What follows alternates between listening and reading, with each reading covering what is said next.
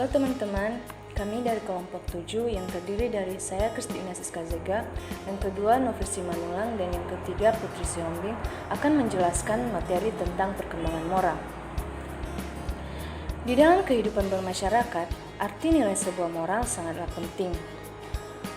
Perkembangan moral mencakup perkembangan pikiran, perasaan, dan perilaku menurut aturan atau kebiasaan mengenai hal-hal yang seharusnya dilakukan seseorang ketika berinteraksi dengan orang lain.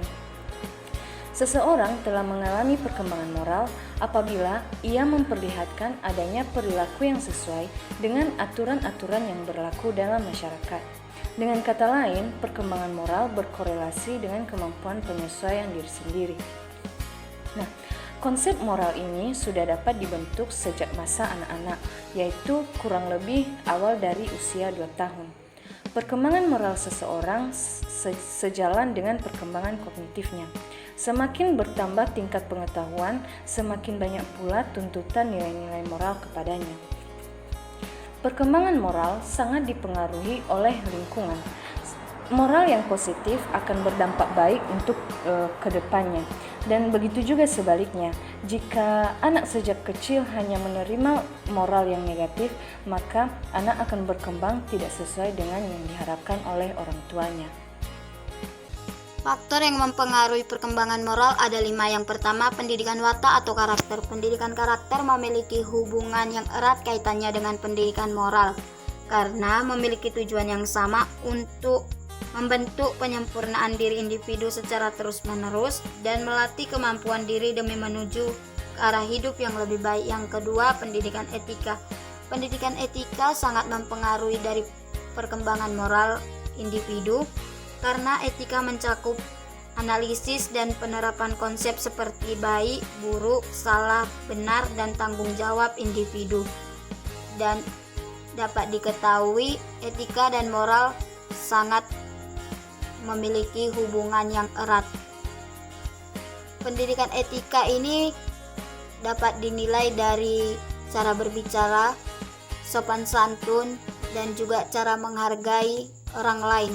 Yang ketiga, kurang tertanamnya jiwa agama. Kurang tertanamnya jiwa agama sangat mempengaruhi perkembangan moral, karena jika orang tua tidak mengajarkan perkembangan moral ataupun agama kepada anak sejak usia dini, maka perkembangan moral anak tersebut tidak akan baik, karena dia tidak mendapatkan pentingnya suatu agama sejak dini.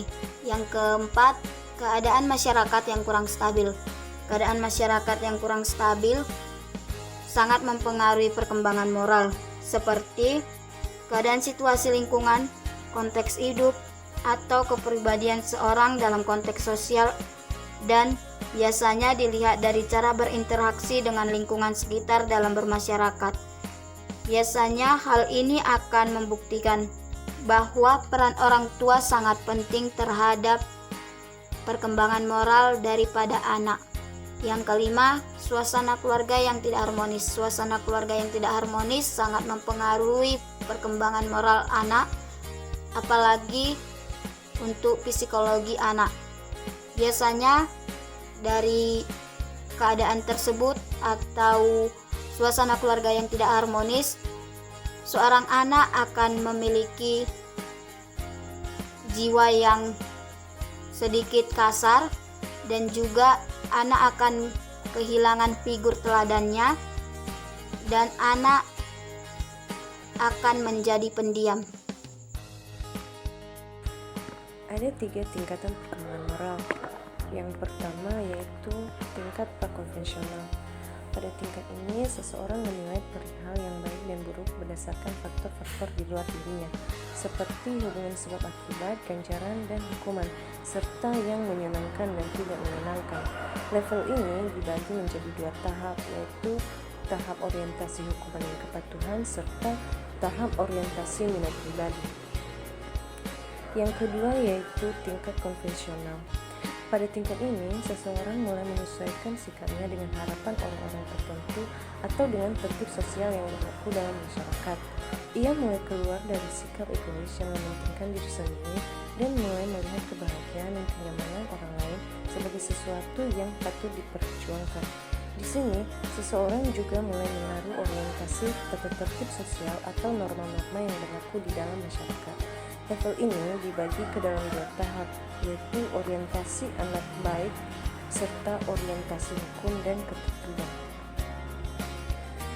Tingkat yang ketiga yaitu tingkat pasca konfesional. Pada tingkat ini, hidup baik mulai dipandang sebagai tanggung jawab pribadi atas dasar prinsip-prinsip yang dianut dalam batin. Di sini, seseorang mulai menyadari bahwa hukum tidak dapat diterima secara mentah-mentah. Hukum bukanlah sesuatu yang harus ditaati secara mutlak, melainkan sesuatu yang terlebih dahulu harus melalui proses penilaian-penilaian berdasarkan prinsip-prinsip yang muncul dalam hati nurani.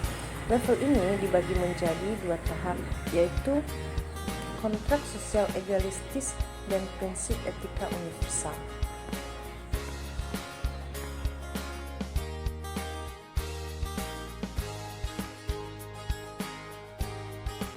Contoh kasus, seorang guru menegur muridnya yang sedang merokok di kelas, tetapi murid tersebut tidak terima dan melawan bahkan mencekik gurunya. Tindakan siswa tersebut merupakan penyimpangan moral, yaitu melawan orang yang lebih tua dan tidak mau menerima kesalahan yang dia perbuat. Hal ini terjadi karena rendahnya didikan moral yang dimiliki oleh siswa tersebut. Seharusnya, orang tua memberikan pembelajaran moral kepada anak sejak dini agar anak tidak bertindak sesuai keinginannya sendiri. Solusi yang terbaik yang dapat diberikan untuk masalah ini adalah memberikan pembinaan moral kepada siswa tersebut agar dia mengerti apakah perbuatannya baik atau buruk, serta dapat bertanggung jawab atas tindakan yang dilakukannya. Sekianlah hasil dari pemaparan video pembelajaran kami tentang perkembangan moral. Jika ada pernyataan atau kesalahan pengucapan yang kami lakukan, kami mohon maaf dan semoga video yang kami berikan tersebut bermanfaat bagi kita semua. Sekali lagi, terima kasih.